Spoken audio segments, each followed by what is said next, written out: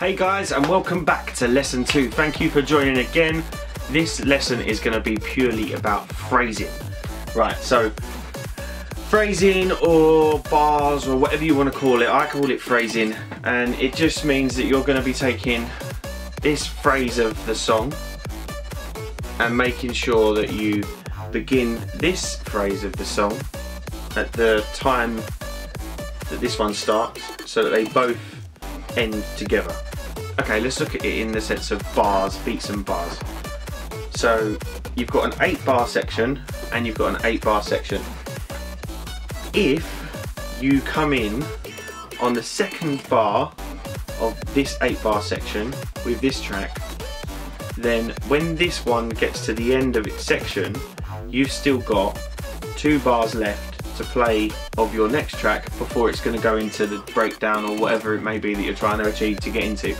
So you have to make sure that if you've got an 8-bar or 16-bar or whatever, a section of music, you need to know what you're playing, and eventually over time you'll sort of just pick up that certain genres have certain structures.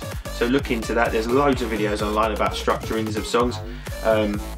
You'll be able to take that, and that's what you've got to do. You've got to put them over each other. So now, like, you've learnt the beat matching, you've learnt how to keep drums in time with each other. This is the bit where you have to really focus on making sure that you're bringing it in at the right time, so that when that one finishes and you're potentially doing a filter sweep or an echo of that track, you want that to be the end of that 8-bar section or 16-bar section. This one to also be at the end of its 16-bar section, 8-bar section, whatever, so that when this one goes into the breakdown, this one echoes off and tails off, for instance. That's kind of what I mean by phrasing. It's like, yeah, that's what it is. That's what I call it. I'm sure loads of other people call it that as well. I'm sure I'm not just making it up and that's just me. So I'm going to jump over to the decks. We're going to get 2 tracks. We're going to practice them, and then you're going to go and practice yourselves, and then let me know how you got on in the comments below.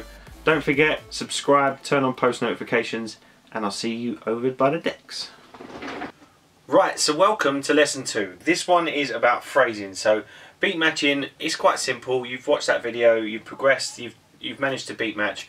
But now sometimes you might be thinking, hold on a minute, this track is ending maybe 4 bars before, 2 bars before I want this track to end.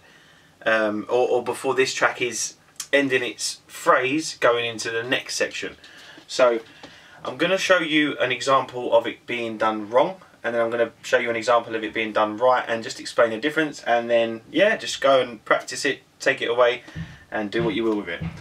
So okay, we're going to set the recording on here, and again I'm using the same tracks that we did in the beat matching class. If you've got them, then great.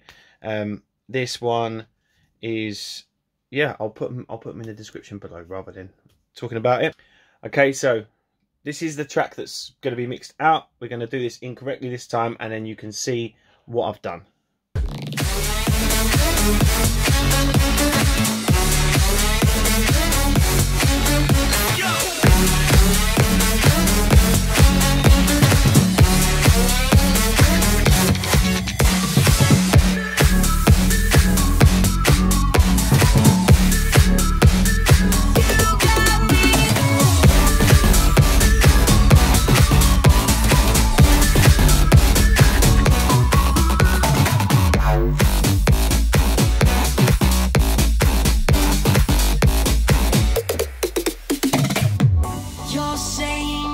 Okay, so that was it done incorrectly, and you could see by the look on my face I was quite disappointed with how that turned out. So now I'll show you how it would be if you brought it in at the right point. I'm going to take this track back a little bit. I'm going to play it. Now, before I had it beat matched, it was perfectly in sync, it was fine. That bit of the mix was okay. What wasn't okay is that I had let this play for 4 bars and then started this one. And this one then had 16 bars. I get very confused with counting.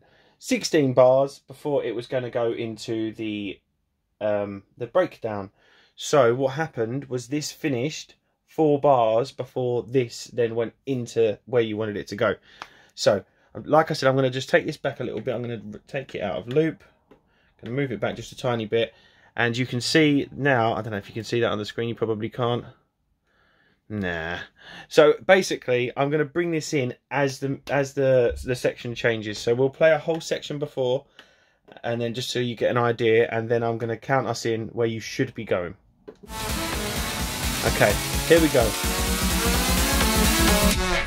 Retro switch that. 1, 2, 3, 4. 1, 2, 3, 4. 1, 2, 3, 4. 1, 2, 3, 4. 1, 2, 3, 4. 1, 2, 3, 4. And now this is coming to the end of the 8 bars, so we're going to bring it into this start of the 8 bars.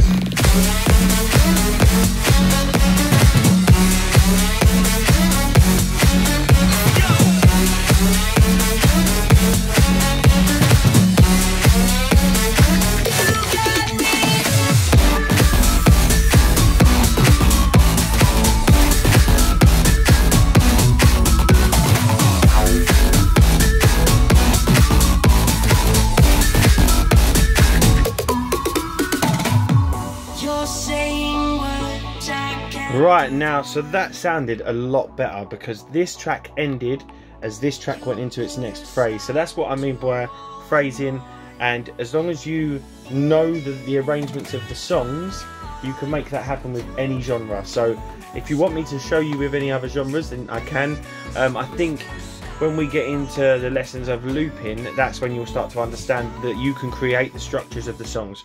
So if this song has got 8 bars and this song's only got 2 bars, you could loop this 4 times to make it match with this one, and then when you exit this loop, it would then come in time. But I'm probably going on a little bit too far into the next lesson, so we'll leave it there. You know what you've got to do. Take it away, mix, get on the decks, play some tracks, and learn phrasing. See you back at the next episode. Thanks for watching.